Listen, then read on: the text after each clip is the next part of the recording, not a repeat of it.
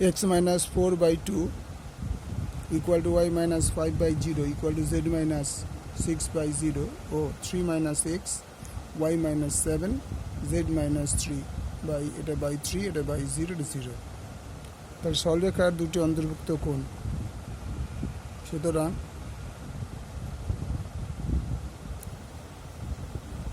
সরলরেখা দুটির অন্তর্ভুক্ত কোণ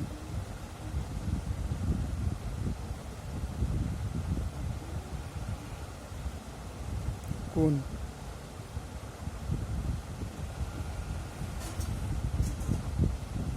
অন্তর্ভুক্ত কোণ তাহলে a1 ইকুয়াল টু দেখো 2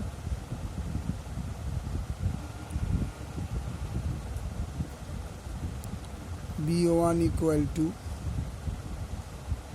0 c1 ইকুয়াল টু 0 আবার দেখো a2 ইকুয়াল টু খেয়াল করে দেখবে এগুলি সব এক্স প্রথমেই আছে দেখেছ অপেক্ষকগুলো এবার এখান থেকে 3 মাইনাস 6 সব কটা কিন্তু ওয়াই জেডটা পরপর সেই জন্য a2 ইকুয়াল টু হয়ে যাবে -3 b2 ইকুয়াল টু 7 আর c2 ইকুয়াল টু 0 তাহলে সুতরাং cos থিটা ইকুয়াল টু আমরা কি পাই cos থিটা ইকুয়াল টু আমরা জানি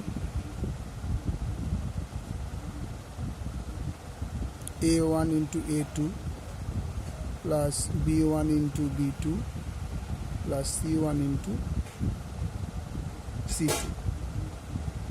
আর এখানে হোল স্কয়ার হবে a1 square b1 square c1 square into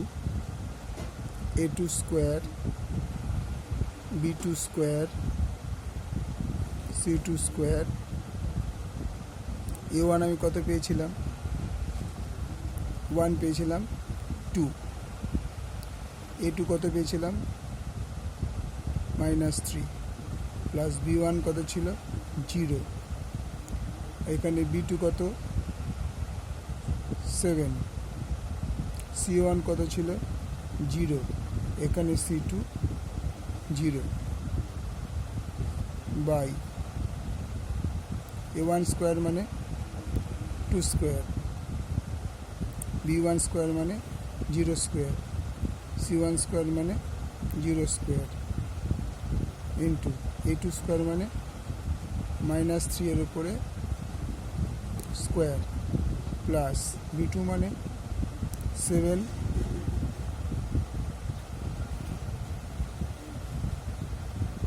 একটা জিনিস গন্ডগোল হয়েছে এটা -3 আর কথাটা 0 এটাও 0 তাহলে 0 square plus c2 equal to 0 square প্রথমে এটা -3 এটা সাইন চেঞ্জের ক্ষেত্রে এটা -3 হয়ে যায় সেই জন্য -3 একটা 7 লিখে ফেলেছিলাম যাই হোক তাহলে কত দাঁড়ালো এখানে হচ্ছে -6 এটা 0 এটা 0 কোনো ভ্যালু নেই আর এটা কত 2 দুগুণে 4 আর সবই 0 into 3 3 9 -6 by √36 equal to -6 by 6 কাটা করলে -1 তাহলে -1টা আমরা কী করে পাবো কত ডিগ্রি হলে -1 হয় তা আমরা জানি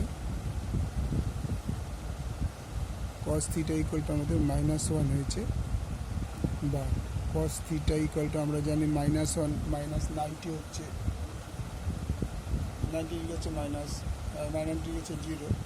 আর 180 ডিগ্রি হয়ে যাবে cos 180 degree equal to cos theta equal to -1 তো cos 80 ডিগ্রি মানে হচ্ছে pi theta equal to cos cos কেটে যাবে তাহলে 180 cos ইকুয়াল টু পাই তো অপশানটা কত হলো পাই অ্যান্সার এ পাই। আবার বুঝে নাও, এটা বলে দিচ্ছে কস থিটা আছে কিন্তু -1, কস -1 হয় কস 180 ডিগ্রি, তবে কস কস কেটে 180 ডিগ্রি মানে আমরা পাই লিখতে পারি। ওকে, থিটা ইকুয়াল টু 180 মানে পাই। ওকে, থ্যাংক ইউ। পুরো অঙ্কটা করে দেখে নাও।